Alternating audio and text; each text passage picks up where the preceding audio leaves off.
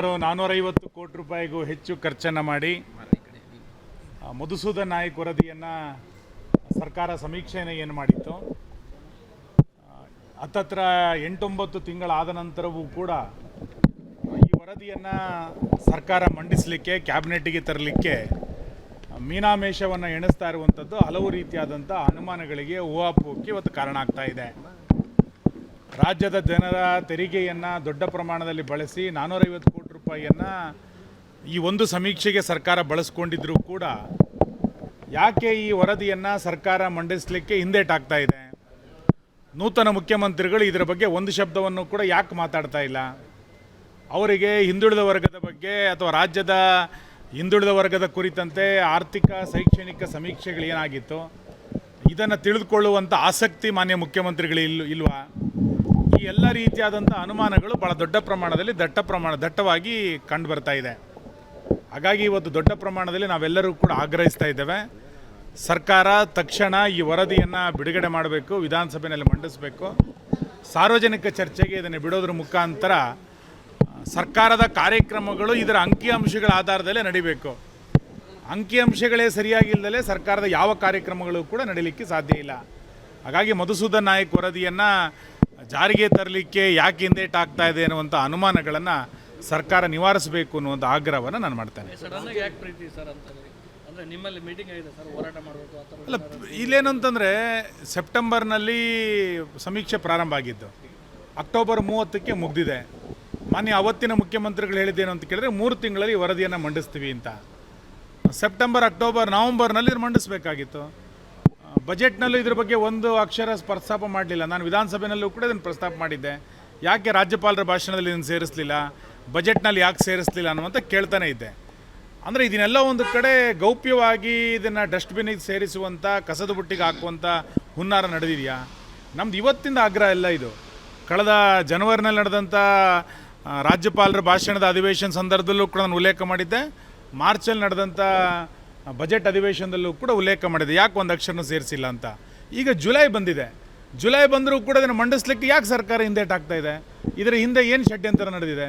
ಇದನ್ನು ಸರ್ಕಾರ ಸ್ಪಷ್ಟಪಡಿಸಬೇಕು. ರಾಜ್ಯದಲ್ಲಿ ಅರ್ಧ ಬರ ಅರ್ಧ ನೆರೆ ಆದರೆ ಸಚಿವರೇ ಇಲ್ಲ, ಒಂದು 10 ಜನ ಸಚಿವರು ಹೆಲಿಕಾಪ್ಟರ್ನಲ್ಲಿ ಮಾಡ್ತಾರೆ. ಅದು ಬರಪೀಡಿತ ಜಿಲ್ಲೆ ಅಂತ ಘೋಷಣೆ ಮಾಡಬೇಕು ಅಂತ ದಾವಣಗೆರೆ ಸೇರಿದಂತೆ ಕೆಲವೊಂದಿಷ್ಟು ಜಿಲ್ಲೆ. ಅಲ್ಲ, ಸಹಜವಾಗಿ ಈ ವರ್ಷ ಇಡೀ ರಾಜ್ಯದಲ್ಲಿ ಮಳೆಗಾಲದ ಅಭಾವದ ಕಾರಣಕ್ಕೆ ಬರ ಬಂದಿದೆ.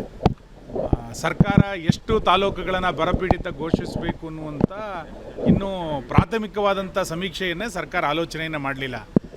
ಕುಡಿಯುವ ನೀರಿನ ಹಾಹಾಕಾರ ನಿರ್ಮಾಣ ಆಗ್ಬೋದು, ವಿದ್ಯುತ್ತಿಗೆ ಸಮಸ್ಯೆ ಆಗ್ಬೋದು, ಮೇವಿಗೆ ತೊಂದರೆ ಆಗ್ಬೋದು, ರೈತನ ಪರಿಸ್ಥಿತಿ ಎಲ್ಲಿ ಮುಟ್ಟುತ್ತೋ ಅನ್ನುವಂಥ ಗೊತ್ತಿಲ್ಲ. ಇಂಥ ಪರಿಸ್ಥಿತಿಯಲ್ಲಿ ಸಮರೋಪಾದಿಯಲ್ಲಿ ಸಚಿವ ಸಂಪುಟ ಕೆಲಸವನ್ನು ಮಾಡಬೇಕಾಗಿತ್ತು. ಒಬ್ಬ ಸಚಿವನಿಗೆ 3 ಜಿಲ್ಲೆ, 4 ಜಿಲ್ಲೆಗಳನ್ನು ಪ್ರಕೃತಿಯ ದೃಷ್ಟಿಯಿಂದ, ವಿಕೋಪದ ದೃಷ್ಟಿಯಿಂದ, ಬರದ ದೃಷ್ಟಿಯಿಂದ ಸಮೀಕ್ಷೆ ಮಾಡಬೇಕು ಅಂತ ಹೇಳಿದರೂ ಕೂಡ ಇನ್ನು ಸಚಿವರು ಭೇಟಿ ಕೊಡ್ತಾ ಇಲ್ಲ. ಪೂರ್ತಿ ಮಂತ್ರಿಮಂಡಲ ಮಾಡಬೇಕು ಅನ್ನುವಂಥ ಆಗ್ರಹ ನಮ್ಮದಿದೆ, ಅದು ಅವ್ರ ಪಾರ್ಟಿ ವಿಷಯ. ಆದರೆ ಇಂಥ ರಾಜ್ಯದಲ್ಲಿ ಬರ್ತಾ ಇರುವಂಥ ಭೀಕರ ಬರಗಾಲದ ಸಂದರ್ಭದಲ್ಲಿ ಸರ್ಕಾರ ಒಂದು ತುರ್ತು ಕ್ರಮಗಳನ್ನು ಕೈಗೊಳ್ಳಬೇಕಾಗಿತ್ತು, ಕೈಗೊಂಡಿಲ್ಲ. ಇದಕ್ಕೆ ಬೇಕಾದಂಥ ಅನುದಾನಗಳೇನು ಬೇಕೋ, ಯಾವ ತಾಲೂಕುಗಳನ್ನು ಘೋಷಣೆ ಮಾಡಬೇಕು, ಜುಲೈ ಆಗಸ್ಟ್ನಲ್ಲಿ ಯಾವ ತುರ್ತು ಕ್ರಮಗಳನ್ನು ಕೈಗೊಳ್ಳಬೇಕಾಗಿತ್ತು, ಇದ್ರ ಯಾವುದರ ಕುರಿತಂತೆಯೂ ಕೂಡ ಸರ್ಕಾರ ತೆಗೆದುಕೊಳ್ಳಿಲ್ಲ. ನಾನು ಆಗ್ರಹಿಸ್ತೇನೆ, ತಕ್ಷಣ ಅಧಿವೇಶನವನ್ನು ಕರೀರಿ, ಇದು ಎಲ್ಲದರ ಕುರಿತಂತೆ ಚರ್ಚೆಯನ್ನು ಮಾಡೋಣ ಅನ್ನುವಂಥ ಆಗ್ರಹವನ್ನು ನಾನು ಮಾಡ್ತೇನೆ.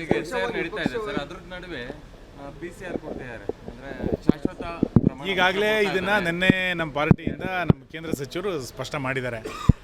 ಸರ್ಕಾರ ತರಾತುರಿನಲ್ಲಿ PCR ಯಾಕೆ ಮಾಡ್ತಾ ಇದೆ? PCR ಮಾಡುವಂಥ ಅದರ ಹಿಂದೆ ಏನು ದುರುದ್ದೇಶ ಇದೆ ಅಂದರೆ, ಎಲ್ಲೋ ಒಂದು ಕಡೆ ಯಾರು ಮೂಲ ನಿವಾಸಿಗಳಲ್ಲ ಅಂಥವ್ರನ್ನ ಸಕ್ರಮ ಮಾಡುವಂಥ ಒಂದು ಹುನ್ನಾರ ಈ PCR ಮುಖಾಂತರ ನಡೀತಿದೆಯಾ ಅಂತ ಅನುಮಾನ ಬರ್ತಾ ಇದೆ. ಭಾಳ ತರಾತುರಿನಲ್ಲಿ PCR ಮಾಡಲಿಕ್ಕೆ ಸರ್ಕಾರ ಹೊರಟಿರುವಂಥದ್ದು.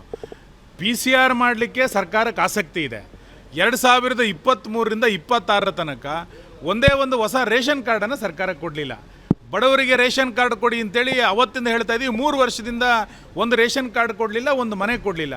ಈಗ PCR ಕೊಡುವಂಥ ತರಾತುರಿ ಏನು ಸರ್ಕಾರಕ್ಕೆ? ರೇಷನ್ ಕೊಡ್ಲಿಕ್ಕೆ ಆಗದಲ್ಲೇ ಇರೋರು, ಮನೆ ಕೊಡ್ಲಿಕ್ಕೆ ಆಗದಲ್ಲರೂ PCR ಕೊಡ್ತಾ ಇರುವಂಥ ದುರುದ್ದೇಶ ಇವತ್ತು ಜನರಿಗೆ ಗೊತ್ತಾಗಿದೆ. ಈಗಾಗಲೇ ಇದನ್ನು ಕೇಂದ್ರ ಸಚಿವರು ಸ್ಪಷ್ಟ ಮಾಡಿದ್ದಾರೆ ಮತ್ತು ನಾವು ಚುನಾವಣಾ ಆಯೋಗಕ್ಕೂ ಕೂಡ ಇದಕ್ಕೆ ಸಂಬಂಧಪಟ್ಟ ದೂರನ್ನು ಕೊಟ್ಟಿದ್ದೇವೆ.